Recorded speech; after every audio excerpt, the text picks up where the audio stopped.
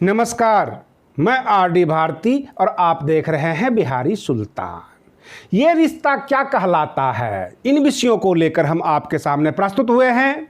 अगर आप हमारे चैनल पर नए हैं तो चैनल को सब्सक्राइब कीजिए, वीडियो अच्छा लगे तो इसे लाइक कीजिए, शेयर कीजिए। और फिर मेरा वही प्रश्न, ये रिश्ता क्या कहलाता है?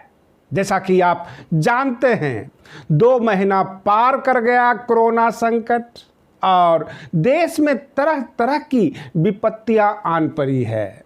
अम्फन तूफान जो पश्चिम बंगाल को बर्बाद कर दिया, 72 से ज़्यादा कैजुअल्टी हो चुकी है और 100 पार करना है।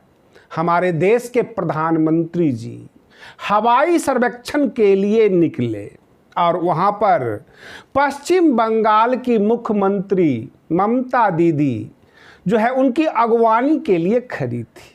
राज्यपाल महोदय भी खड़े थे और उसके बाद तीनों व्यक्ति दूसरे एयरफोर्स के विमान में बैठकर हवाई सर्वेक्षण किए।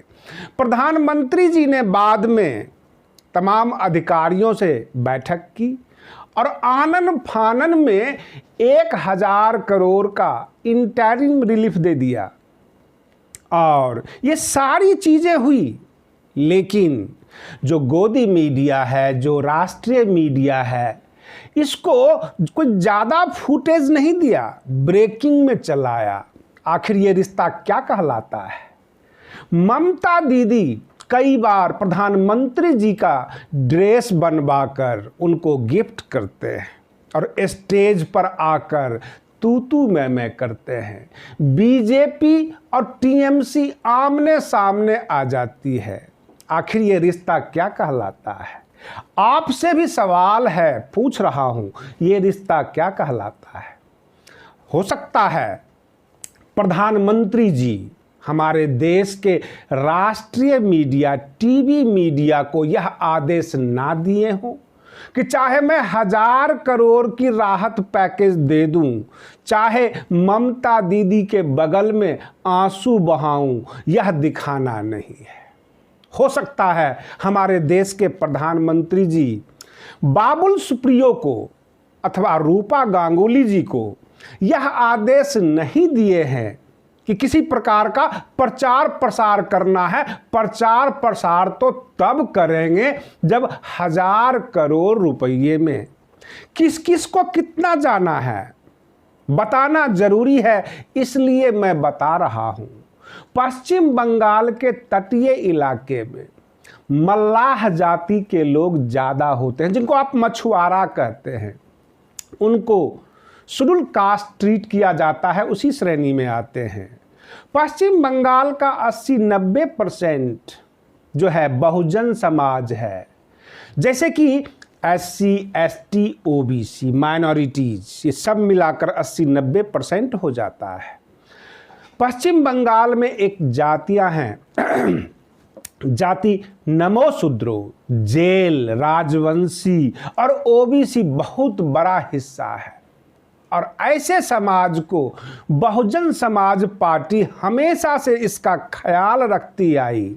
अब रही बात ये कि राहत पैकेज जो दिया गया, इंटरिम राहत पैकेज 1000 करोड़ का, जब उसका बंटवारा होगा तब जाके जाति वगैरह पूछे जाएंगे किसको कितना देना है। ममता दीदी क्या ईमानदारी से राहत पैकेज बांटेंगी? आपको बता देना उचित है कि ममता दीदी उच्च कुल ब्राह्मण से आते हैं और इसीलिए उनके सिर में मनुवाद सर चढ़कर बोलता है।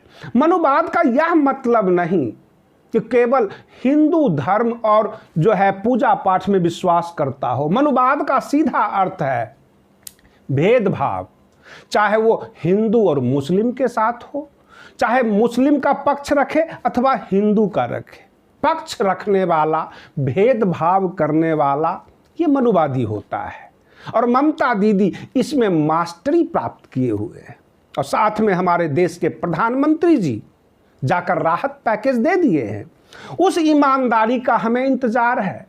हम आपको अब देश के दूसरे कोने में लेकर चलते हैं। कांग्रेस पार्टी जो राष्ट्रीय पार्टी है, विपक्ष का मुख्य भूमिका निभाती है। 1000 बस खड़ी करती है उत्तर प्रदेश दिल्ली के बॉर्डर पर, उत्तर प्रदेश राजस्थान के बॉर्डर पर, और मजदूर भाइयों के लिए आंसू बहाती है।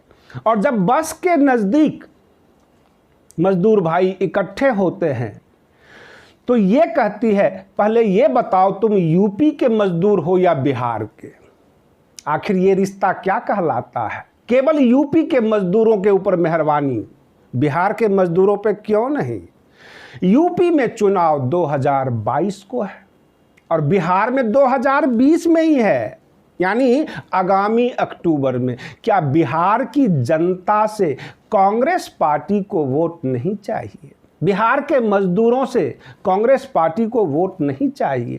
और जब आपने मजदूरों के लिए ऐसा किया ही तो फिर 36 लाख का बिल क्यों भेज दिया योगी सरकार को? आखिर ये रिश्ता क्या कहलाता है? बहन मायावती जी, बसपा के राष्ट्रीय अध्यक्ष, जब शुरू में आरोप लगा रही थी कि कांग्रेस राजनीति करती है, बहन मायावती जी कई बार कह चुकी हैं, एक नागनाथ दूसरा सांपनाथ। जब उनका आरोप था, आप और हम सबके सब कंफ्यूज थे, सोच रहे थे कि जब कांग्रेस पार्टी बस लगा रही है, मजदूरों की ढुलाई के लिए रो रही है, फिर बहन मायावती जी अनर्गल आरोप क्यों लगा रही हैं? परंतु बहन मायावती जी बहुत अच्छी तरह पहचानती हैं कांग्रेस को, और जो उन्होंने भविष्यवाणी की वो सच पाया गया। जब 1000 बस वाला ड्रामा सफल नहीं हुआ तो पीछे से 36 लाख के बिल भेज दिए। वहाँ भी भेदभाव हुआ। उत्तर प्रदेश के छात्र को बस में बिठाऊंगा और बिहारी छात्रों को जो है बस में नहीं बिठाऊंगा। आखिर ये रिश्ता क्या कहलाता है? आज यही मेरा मुख्य उद्देश्य है और आपसे प्रश्न पूछ रहा हूं। इन नेताओं ने जो भेदभाव किया, जब कुछ बीजेपी के नेता सांप्रदायिक कहलाते हैं, मंगलवार को जब मीट की दुकान बंद करवाते हैं, उन्हें सांप्रदायिक कहा जाता है।